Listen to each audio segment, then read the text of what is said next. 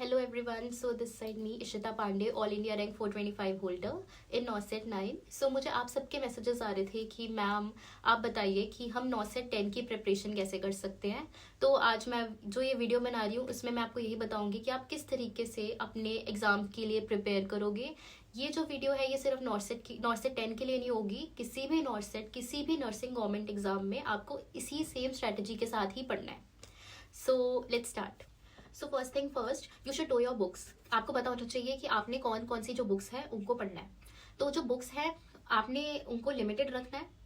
एक बुक आपने बना लेनी है अपनी थ्योरी बुक और एक बुक आपने बना लेनी है अपनी एमसीक्यू बुक। वो दो बुक्स तो आपकी पक्की होंगी। उसके अलावा साइड बाय साइड जो उन बुक्स में कंटेंट नहीं होगा वो आप कहीं और से पढ़ोगे।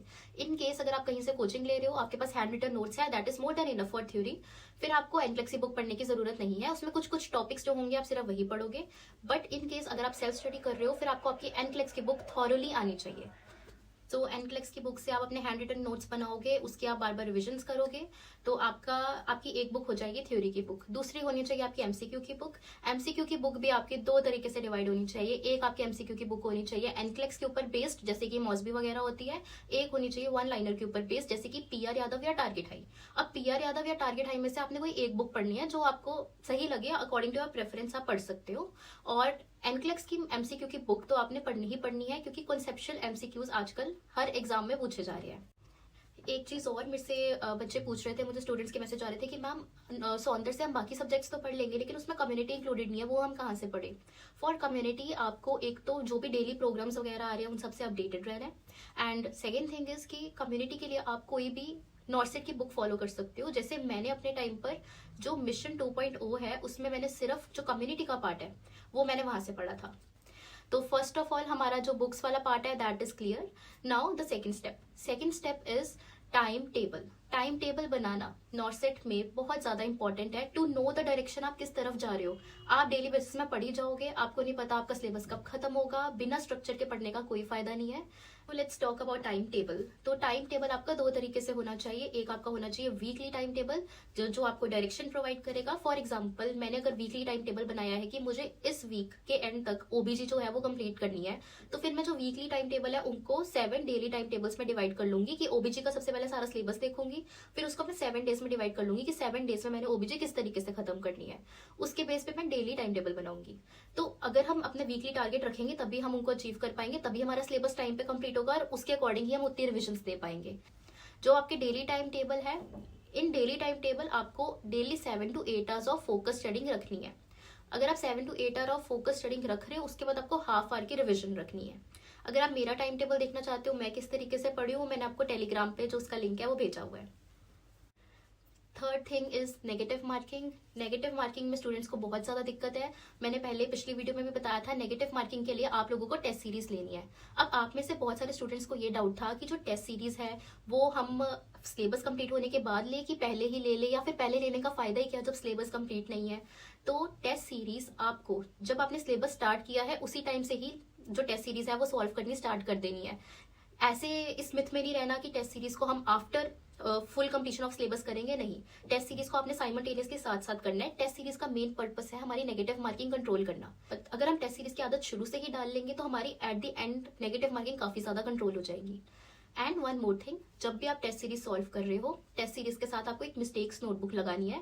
वो जो मिस्टेक नोटबुक होगी उसमें आपने जैसे हर दिन के टेस्ट सीरीज में आपने 20 क्वेश्चन गलत करे, 10 गलत करे, उन जो रॉन्ग क्वेश्चन है और जो अनअटेम्प्टेड क्वेश्चन है उनको हर दिन आपने टेस्ट सीरीज में लिखना है। इसका ये फायदा है कि बिफोर द एग्जाम आपके पास पूरी एक नोटबुक पड़ी होगी जिसमें वो सारी चीजें लिखी होंगी जो आपको नहीं आती and you can revise. So next part is revisions. जितना ज्यादा थ्योरी को पढ़ना इंपॉर्टेंट है, जितना ज्यादा एमसीक्यू सॉल्व करना इंपॉर्टेंट है, उतना ही ज्यादा इंपॉर्टेंट है कि हम रिविजन्स करें। बिना रिविजन्स के हमारा पढ़ा हुआ हमें याद नहीं रहेगा। तो आप अपने रिविजन्स अपने हिसाब से कर सकते हो, आपको कितना रिटेन होता है। आप रिविजन्स को वीकली एक दिन रख सकते हो जिसमें आपने जो भी पूरे वीक का पढ़ा उसको रिवाइज करोगे। आप 15 डेज में भी रख सकते हो, आप मंथली भी रख सकते हो, based on your own retention कि आपको कितना याद होता है। Next thing is study smart. जो टॉपिक्स एग्जाम में बार बार आते हैं, जो प्रीवियस ईयर में बार बार चीजें आती है, उन चीजों को, उन टॉपिक्स को आपने थॉरो करके जाना है। उन टॉपिक्स का आपको सारा कुछ पता होना चाहिए। दूसरी चीज, जो मेजर सब्जेक्ट्स हैं जो आपको पता है जिनकी वेटेज ज्यादा होती है, आजकल एमएचएन की वेटेज ज्यादा हो गई है, ओबीजी की वेटेज ज्यादा हो गई है, MSN और नर्सिंग फाउंडेशन की वेटेज तो आपको पता ही है कितनी ज़्यादा एग्जाम में आती है। इन सब्जेक्ट्स को तो आपको थॉरो करना ही करना है। एंड जो हमारे माइनर सब्जेक्ट्स हैं उनको भी हमने बिल्कुल इग्नोर नहीं करना। माइनर सब्जेक्ट्स को भी हमने अच्छे से एग्जाम के लिए पढ़ के जाना है।